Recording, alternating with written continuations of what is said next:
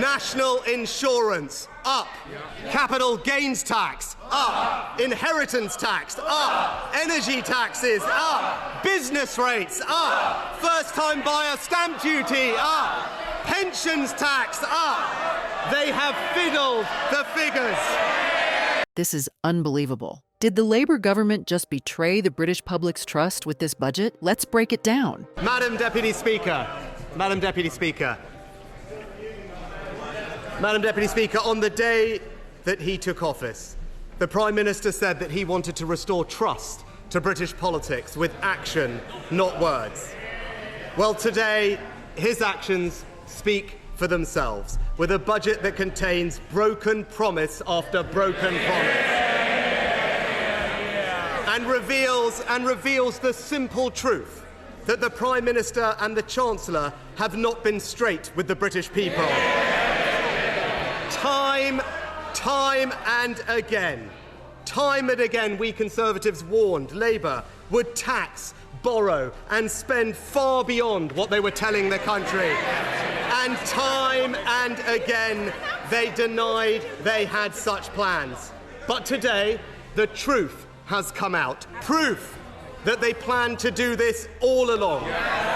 Because, Madam Deputy Speaker, today's budget sees the fiscal rules fiddled. Borrowing increased by billions of pounds. Inflation-busting handouts for the trade unions. Britain's poorest pensioners. Britain's poorest... Order! Just as we respected the Chancellor and heard her speak, we will hear the Leader of the Opposition. Speaker. Britain's poorest pensioners squeezed, welfare spending out of control, and a spree of tax rises they promised the working people of this country they would not do. National insurance, up. Capital gains tax, up. Inheritance tax, up. Energy taxes, up. Business rates, up. First-time buyer stamp duty, up. Pensions tax, up. They have fiddled the figures. Rishi Sunak argues that the Labour government's latest budget isn't what it promised. Instead of delivering relief, he claims they're piling on new burdens, higher taxes for workers and businesses, rising borrowing, and no real cuts in public spending. According to Sunak, this so-called tax and spend approach only drags down business growth and investment, making the future look bleak. He warns that these policies are setting up the next generation to be buried under a mountain of debt. So is this budget the change we need, or just a weight on Britain's future? They don't like it, Mr. Speaker.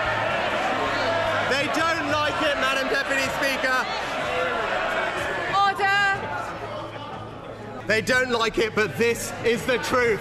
They have fiddled the figures. They have raised tax to record levels. They have broken their promises, and it is the working people of this country that are going to pay the price. Now, Madam Deputy Speaker, the Chancellor and Prime Minister have tried to say that they had no choice. But be in no doubt, their misleading claims about the state of the economy are nothing but a cynical political device. Today's situation is a world away from the genuinely bleak legacy that we Conservatives inherited from the last Labour government. Borrowing. The Chancellor forgot to point out, borrowing £1 in every 4 that they spent.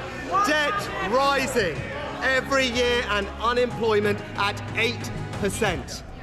Now, I understand the Chancellor's shameless political motivations, why it suits her to cook up a false justification for her agenda. But today, the OBR has, in fact, declined to back up her claims of a fictional £22 billion black hole. It actually appears nowhere in their report, Madam Deputy Speaker. And it is deeply disappointing that she has sought to politicise the independent OBR that should be above party politics. So here's the tea. The government is blaming the last Labour team for a £22 billion black hole they claim is wrecking the economy, supposedly caused by Labour's borrowing spree. But guess what? The Office for Budget Responsibility says this black hole doesn't even exist in their reports. Looks like the current chancellor's just cooking up imaginary drama to justify her own agenda. But as she now knows, her playing politics has done real damage to our economy. She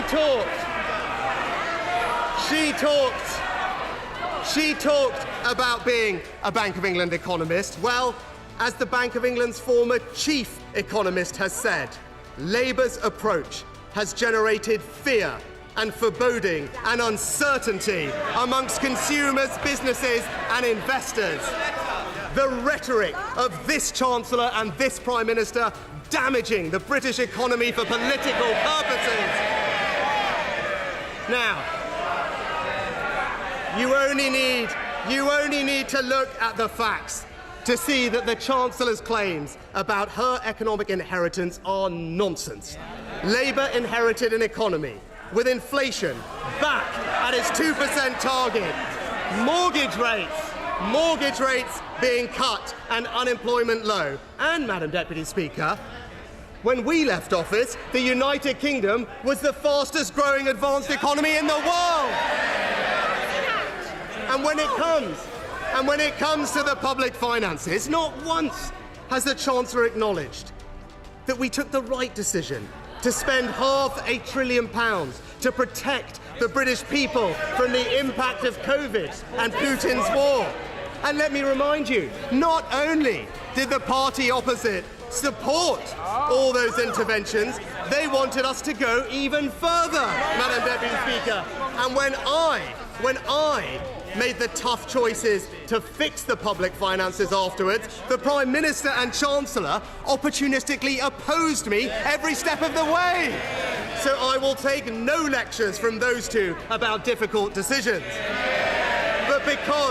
But because of those decisions that we made, the Chancellor inherited lower borrowing than France, America, Italy and Japan, and the second lowest debt in the entire G7. So any which way you look at it, Labour's claims about their inheritance are purely ludicrous. These are her choices, so stop blaming everyone else and take responsibility for them.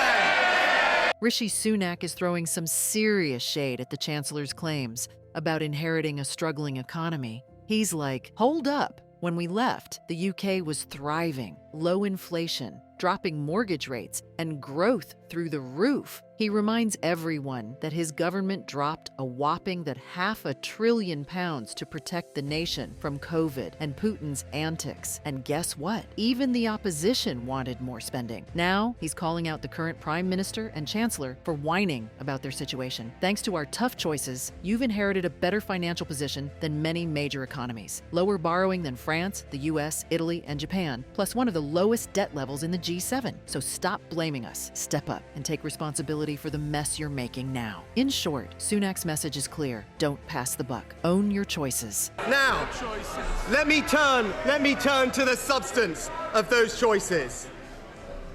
During the election, the Chancellor repeatedly promised that her plans were fully funded. Only a few weeks ago, the Prime Minister said the budget would balance the books.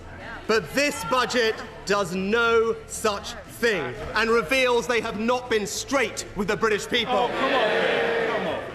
A few weeks ago, the Prime Minister said the budget would balance the books.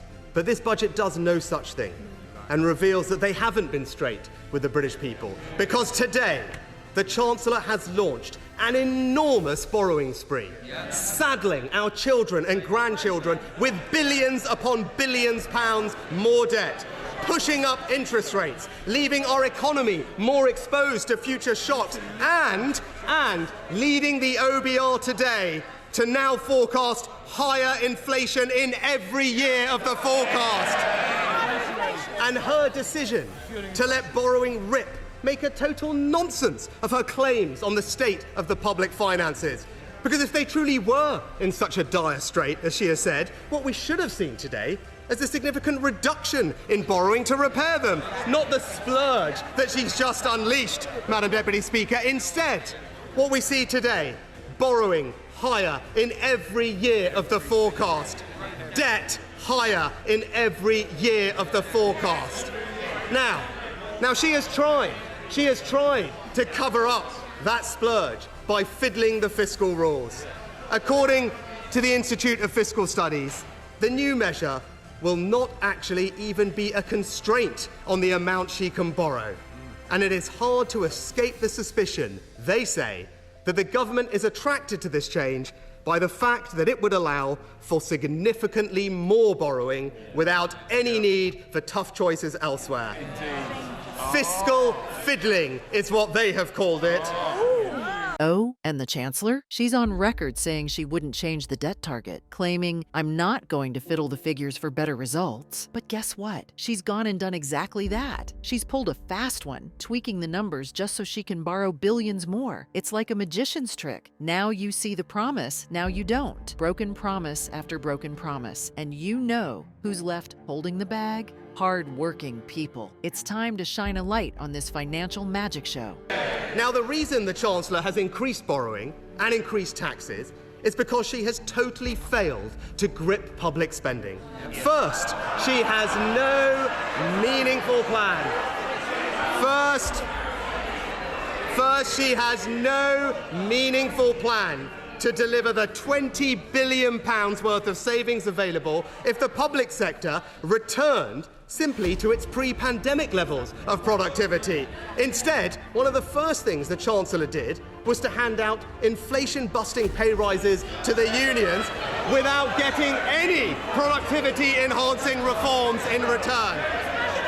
The Chancellor also scrapped her predecessor's plan to get the civil service back to its pre-pandemic numbers. She doesn't seem to think that the civil service can be reduced by a single person. And the Chancellor has no plan to control welfare spending. Yet if we simply got working-age welfare spending on people with a disability or health condition back to pre-COVID levels, that would free up £30 billion worth of savings. So whether it is scrapping our plans to shrink the civil service or their failure to control welfare spending, this is not her inheritance, Madam Deputy Speaker. These are her choices. And the result, higher spending, higher borrowing, higher taxes. It's broken promise after broken promise, and working people paying the price. Let's break down the Chancellor's latest blunders. First, she scrapped the plan to reduce the civil service back to pre-pandemic numbers because apparently she can't let a single person go. And guess what? There's still no plan to control welfare spending. If we just returned spending for those with disabilities to pre-COVID levels, we could save £30 billion. So whether it's abandoning civil service cuts or failing to rein in welfare costs, this isn't inherited. It's all her doing. The result? Higher spending, higher borrowing, and yes, higher taxes. It's a cycle of broken promises, and hardworking people are paying the price. If you enjoyed this breakdown, like and subscribe for more. Peace.